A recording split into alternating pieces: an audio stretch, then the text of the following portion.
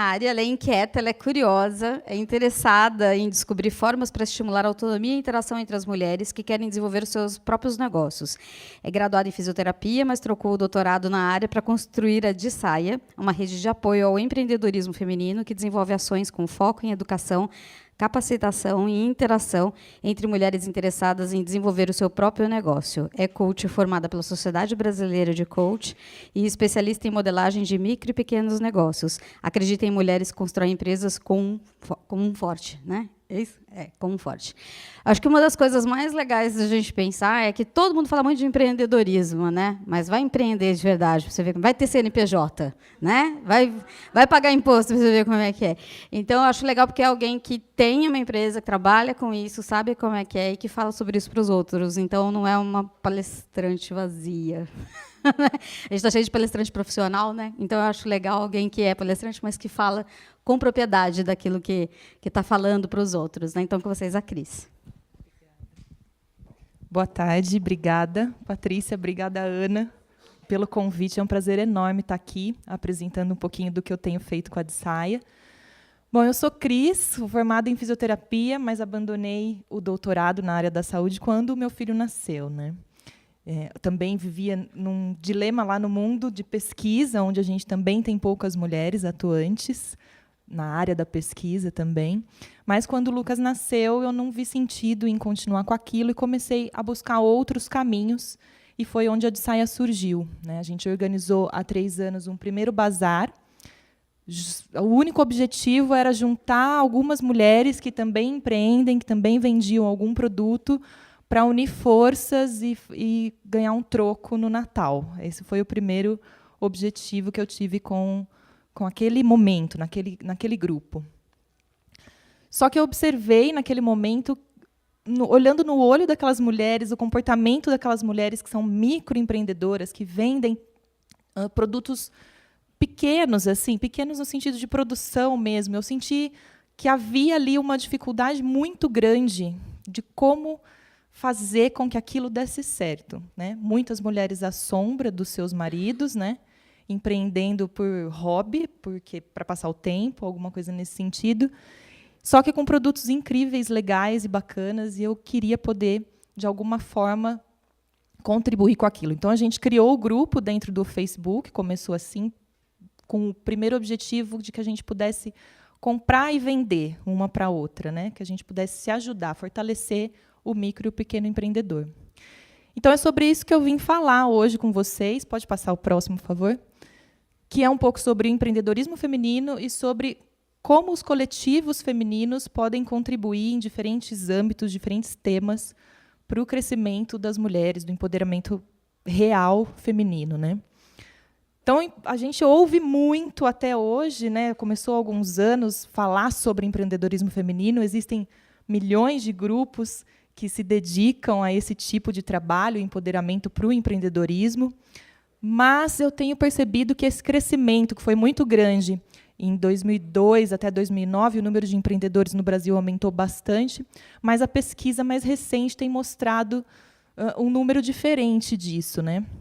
Então, apesar das mulheres buscarem o empreendedorismo quase como um grito de liberdade, né? Eu quero me emancipar, não estou afim desse mundo corporativo que não me deixa dedicar aos meus filhos, que faz com que eu tenha que me enfiar num padrão de roupa, eu não quero isso, então eu vou fazer do jeito que eu quero, o que eu quero.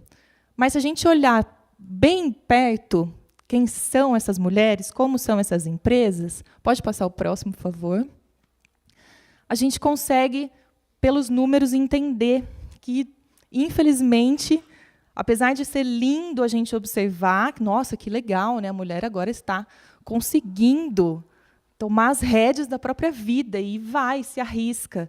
Mas o que tem por trás disso não é tão animador assim. Pode passar o próximo. Então, essa é a pesquisa mais recente, né, feita aí pelo Sebrae, no ano de 2015. É um indicativo que acontece no mundo inteiro. E, no Brasil, é o Sebrae que cuida desse levantamento. E diz que 39,3% dos brasileiros empreendem, né? Tem alguma empresa, micro, enfim. Ele não especifica que tamanho é essa empresa nesse momento. Desses 39,3%, 42,4% são homens, 36,4% são mulheres. O número caiu. Pode passar o próximo. Então, de 2014 para 2015, o número de empreendedores, de forma geral, sem considerar o gênero, caiu. O interessante dessa pesquisa de 2015 é que foi a primeira vez que eles fizeram um documento analisando comparativamente os gêneros, né, com relação ao empreendedorismo. Então, esse gráfico mostra o número de empreendedores que empreendem por oportunidade, né, considerando uma ideia de negócio, um sonho, um desejo muito forte, enfim, que escolhem o empreendedorismo de fato, que é a linha preta, e o empreendedorismo por necessidade, que, se a gente olhar para as classes e para os estados mais pobres, né, do país, é a grande maioria das mulheres empreendendo por necessidade, e o número diz aí. Então, de 2014 para 2015, o número passou de 36% de mulheres empreendendo por necessidade para 54%, dizendo que não tenho o que fazer, eu não estou conseguindo emprego, eu preciso trabalhar, eu vou vender cachorro-quente, eu vou abrir meu salão de beleza na minha garagem, eu vou fazer qualquer coisa porque eu estou necessitando desse dinheiro, né? Isso é muito ruim. Assim como o número de empreendedoras por oportunidade também caiu de 63% para 45%. Pode passar o próximo. Com relação aos homens, isso também aconteceu, de uma forma bem menos significativa, né? Por necessidade, passou de 21% para 32% de 2014 para 2015, e por oportunidade, passou de 70% para 67%. É claro que a gente tem que considerar, e a pesquisa avalia isso, a questão, o momento socioeconômico e político do país, né? Que faz com que alguns homens sejam mandados embora das suas empresas e as mulheres precisem voltar para o mercado de trabalho, né? Não dá mais para brincar de vender bolo, de construir uma marca, enfim, não dá mais para brincar disso, a gente precisa, né, sustentar os nossos lares, então isso modificou todo o padrão do comportamento dos empreendedores no Brasil. Pode passar o próximo. Mas eu olhei para todos esses resultados, e até conversando com muitas das meninas que a gente convive na Saia, e eu sempre fico me perguntando, será que essas mulheres estão mesmo empreendendo de forma livre? Ou será que a gente está realmente brincando de empreender, buscando uma forma de passar o tempo, ainda à sombra do marido, porque o marido ainda dá segurança, e, nesse sentido, eu acho que, realmente, o padrão, o estereótipo que o homem tem que se adaptar, né, com que ele se constrói ao longo da sua vida, é extremamente cruel também. Você ter essa carga, essa responsabilidade de ter que se mostrar forte, ter que se mostrar suficiente para dar conta de uma família inteira, tudo isso é muito prejudicial, né? Cria homens que a gente julga, eles são frios, eles não sei, mas é o padrão, foi como a gente construiu, né? Como a sociedade constrói esse padrão masculino. Então, a gente, sim, as mulheres se acomodam um pouco também nesse contexto social, né? Se eu tenho um homem que sustenta a minha casa, eu posso me arriscar mais, eu posso fazer mais cursos, eu posso criar mais marcas, eu posso, enfim, né, entender o que está na minha essência, porque eu tenho a garantia, né? Isso, lógico, falando em mulheres que têm são casadas, né, têm filhos e tudo mais. É diferente das mulheres divorciadas, como é o caso da Pri, como é o meu caso. Tem que dar um jeito, né? Passa próximo, por favor. E aí eu lembrei, quando eu comecei a me questionar isso, tipo, onde que está a força real da mulher no empreendedorismo, né? Das micro e pequenas empresas, que são as mulheres com quem eu mais lido no dia a dia. E aí lembrei de um café filosófico que eu assisti faz um tempo, do Leandro Carnal, em que ele cita esse discurso da servidão voluntária, de Etienne de la Boétie, de 1548.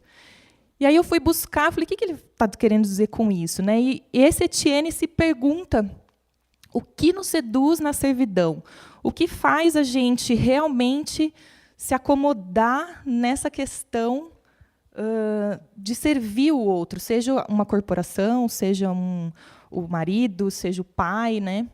O que tem de tão interessante nisso que faz com que a gente se paralise, com que a gente fique num padrão que todo mundo aceita?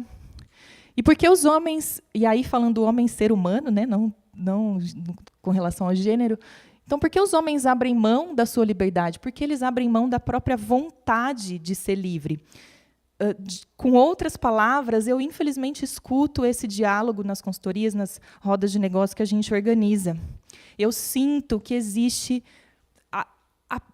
O trabalho é tanto de eu pensar que eu quero ser livre, que é melhor eu nem querer ser, sabe? E aí, quando a gente modela um negócio e a pessoa enxerga, a pessoa vê todo o caminho que ela tem que percorrer, ela desiste. Ela fala, não, eu vou continuar trabalhando aqui desse jeitinho, está tudo bom, está tudo certo. Então, o que nos seduz nessa servidão? Né? Próximo. Pode passar. E aí, lógico que a gente considera vários aspectos da vida, como a religião, né, colaborando para esse comportamento um pouco mais covarde, vamos dizer assim. A religião, a política, o modelo social e tudo mais, mas o que ele levanta é a questão da liberdade, a responsabilidade que a liberdade nos traz. Né? Ser livre nos torna responsáveis diante da escolha. Se eu escolhi empreender, que é quem empreende sabe que no dia a dia é cascudo e que o resultado só depende do nosso trabalho e que no final do mês você não tem certeza se aquilo vai funcionar, se deu certo, se não deu, e a gente vai trocando o pneu do carro com ele andando, e aí a gente acaba ficando um pouco tímido. Né? Pode passar o próximo. Então, a gente tem um modelo social que contribui também para esse medo, né? Modelo social e cultural, onde coloca o homem como provedor, né? Na sua maioria das vezes, né? Na família, e coloca uma cultura machista. Pode passar o próximo. A gente tem a dificuldade também do equilíbrio entre os papéis. Super me identifiquei com o seu discurso, Pri, que para mim não existe a gente falar de igualdade entre gêneros se a gente não chamar os homens para essa conversa. A mulher já está fazendo uma porrada de coisa para ser igual. É hora da gente convidar os homens, e é um desafio absurdo, para essa conversa de forma empática, entendendo que ele também foi construído ao longo da sua vida nesse modelo, que é quase como se a gente caiu aqui, é assim que é, a gente tem que entender agora e conversar sobre como é que as coisas podem ser modificadas. Né? Também acho que mulher precisa muito aprender a dizer não, a delegar, e a delegar e esquecer daquilo, não é tipo, arruma a cama. Mas não está do jeito que eu queria, deixa que eu faço. Deixa que eu faço, que senão está errado isso. Então, a gente precisa soltar um pouco isso também. Né? Ao mesmo tempo que a gente quer mais colaboração dentro de casa, a participação dos homens nas tarefas domésticas, literalmente mesmo, a gente tem dificuldade de abrir mão disso, né? Dessa responsabilidade. Quem tem filho sente isso. Quando meu filho nasceu, eu tinha muita dificuldade de deixar o pai trocar fralda no começo. Não, mas só eu sei fazer. Você não vai saber fazer, você é homem. Então, a gente precisa aprender também a lidar com esse equilíbrio de papéis, parar de querer ser autossuficiente, de achar que é responsável por tudo, que só a mulher sabe do jeito que faz, que é multitarefas, que é uma grande enganação, e começar a dividir mais isso. Próximo. E também tem o nosso modelo de educação, que é cruel para o desenvolvimento da nossa autonomia, né? Da nossa segurança naquilo que a gente está fazendo. Né? Um modelo que coloca o professor como único detentor da verdade, você precisa ouvir, aprender e, no final do semestre, literalmente provar que você aprendeu, respondendo questões que englobam, sei lá, 15% no máximo de uma matéria desenvolvida num semestre inteiro. Né?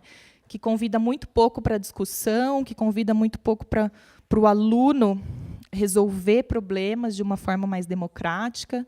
E aí a gente tem a sensação, nessa soma toda, que o tempo inteiro a gente precisa de aprovação. Né? Como é que será que eu estou fazendo certo? Né? Será que é isso que esperam de mim? Pode passar o próximo.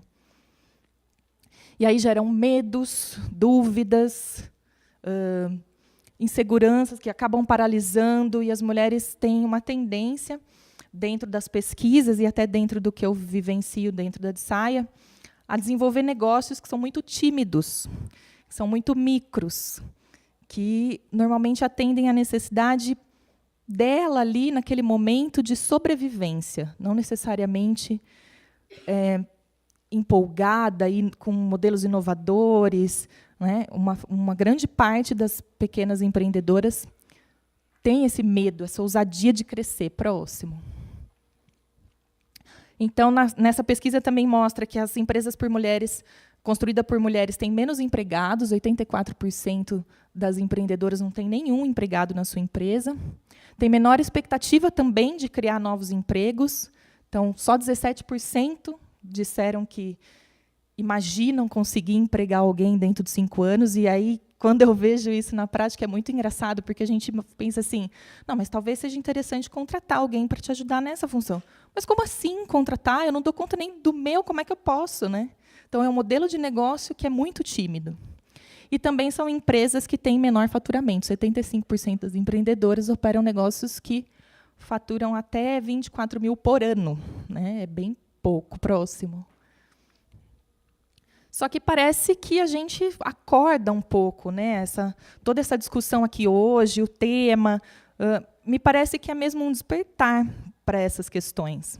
E aí a gente encontra várias pessoas se organizando em coletivos para discutir diferentes temas, mas com o simples objetivo de se ajudar. Então, aqui, o MAMU é um mapa de coletivo de mulheres. Eu não lembro quando foi a última vez que ele foi atualizado, mas ele mostra que existem coletivos em todo o Brasil inteiro. Se você quiser cadastrar um coletivo que você conheça, é só entrar lá no site, cadastrar, e a intenção é pulverizar mesmo esse tipo de informação e facilitar esse acesso. Então, os coletivos se dividem em 45 temas, então são 45 assuntos que se discutem nesses coletivos, né? Desde diversidade até empreendedorismo, educação e outros, que se concentram mais na região sudeste e na região sul. Então, imagina, né? A gente discute aqui de Campinas, pertinho do estado de São Paulo, numa classe social razoavelmente tranquila, com pessoas com um nível de educação tranquilo. E quando a gente se afasta disso, né? Como é que está o relacionamento das mulheres mais marginalizadas do Acre, do Amazonas? Como é que é essa questão do feminismo para essas regiões, né? Se discute de forma completamente diferente do que daqui, com certeza. Próximo. E aí isso me faz lembrar as tribos, né? Que é quando eu tive o desejo de juntar aquelas mulheres, eu pensei muito nisso. A gente precisa realmente se organizar e se ajudar. A mulher tem um instinto muito forte, né, dessa coisa de ajuda. Quando eu estou desesperada, me aconteceu alguma coisa triste, a primeira coisa que eu faço é ligar para uma amiga e falar, o que eu faço? Me ajuda. Ou você acha que isso está legal? Você gostou da minha ideia? A gente se une muito e troca muito esse tipo de informação, de apoio e de afeto mesmo para crescer. E as pesquisas mostram o quanto isso é benéfico de forma geral, assim, biologicamente, como é que fala isso? Mostram que os níveis de ocitocina no corpo das mulheres aumenta com amizades, né? Quanto mais amizades ela tem, quanto mais vínculo ela tem com outras mulheres, aumenta o nível de ocitocina e também diminui o nível de estresse.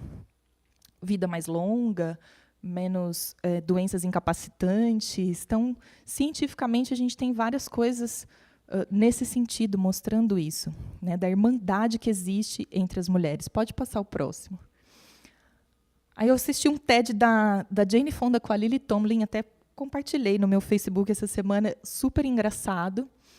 E o tema envolvido nesse TED é a amizade entre as mulheres, né, que constrói uma irmandade e gera uma força poderosa para darmos ao mundo, né, e precisamos desesperadamente disso.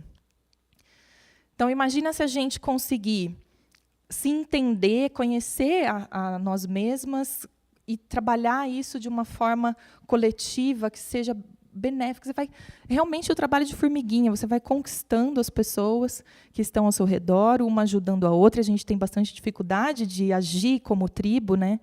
Quem aqui consegue deixar o seu filho com uma amiga? A gente consegue deixar com a avó, consegue deixar na escola, né? Mas por que não uma amiga? Por que não ligar para uma amiga para dar a mão e se ajudar nesse sentido? Próximo. Então, é isso que a DSAI acredita. A gente acredita na força do coletivo, na irmandade que existe entre essas mulheres, na soma das inteligências para que cada uma possa contribuir para o conhecimento, para o crescimento da outra. Pode passar o próximo. E é impressionante, a gente faz roda de negócio, a gente faz curso, workshop, hangout, tem conteúdo online, faz uma porrada de coisa para movimentar. Mas o mais impressionante é ver o quanto uma movimenta a outra. Então, se eu estou em dúvida se eu vou fazer a inscrição para o workshop X, não só na DSAIA, né? Isso de uma forma geral. Eu vou perguntar para você vai. Aí, se ela vai, eu vou também, né? Então, e só de olhar o que o outro está fazendo, se alguém se matricula numa academia que tem uma modalidade diferente de esportes, mas como que é isso? Você quer saber e você se sente cutucado quando você se coloca realmente para agir e para atuar em rede. Pode passar o próximo. E aí, essa questão é se mulheres podem mudar o mundo, né? Eu acho que depende muito de como a gente entende a nossa própria história, a nossa própria construção, quanto a gente se conhece como pessoa, como mulher, o quanto eu sei quais são os meus medos, quais são as minhas feridas, as minhas fraquezas, onde é que me incomoda, para que eu possa me comunicar de uma forma mais assertiva e mais empática com o outro, de botar limite, não, ó, aqui, até aqui tudo bem, aqui não, né? Realmente se mostrar para o outro aquilo que a gente está sentindo. Para isso, a gente precisa se conhecer. E também buscar capacitação e aprendizado constante, que é o que eu vejo que é muito falho nas mulheres micro e pequenas empreendedoras, né? Elas querem, de uma certa forma, que o conhecimento surja, não sei de onde, e não tem segurança. Será que sim? Será que é assim? Como que eu faço?